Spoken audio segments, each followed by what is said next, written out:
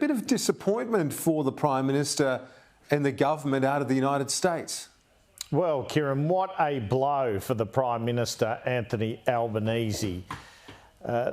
This was the last time a US president addressed the Australian Parliament, way back in 2011 when Julia Gillard was Prime Minister. History is on the side of the free. Free societies, free governments, free economies, free people. This is the story of the alliance we celebrate today.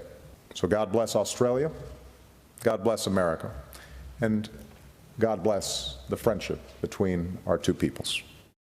Only last night the PM's office briefed out that the President, Joe Biden, would be addressing Parliament next Tuesday. Then the President called the PM in the early hours of this morning to cancel. And the Quad meeting scheduled for the Sydney Opera House next Wednesday is also now off.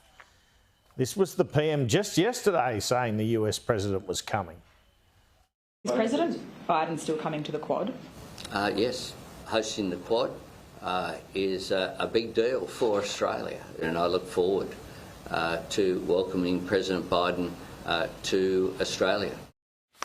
And as it was revealed on the front of the Australian newspaper today, the US Marine One chopper was already here in preparation. But this morning the PM was forced to announce that the Quad meeting was cancelled altogether.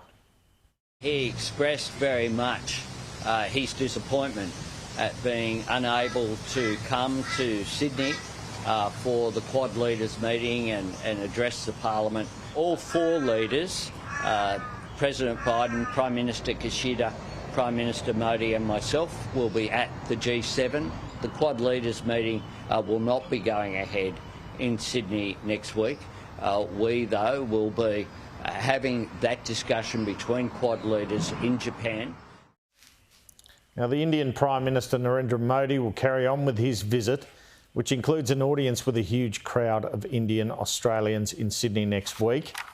It does make sense under the circumstances for the US, Japanese, Australian and Indian leaders to meet on the sidelines of the G7 at Hiroshima this weekend, rather than have someone like Secretary of State Anthony Blinken, as has been speculated, attend in the President's place in Australia for a half-baked Quad next week.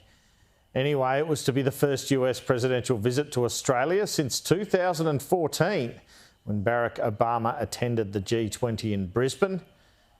Looks like it might be a while yet before another such visit occurs, Kieran.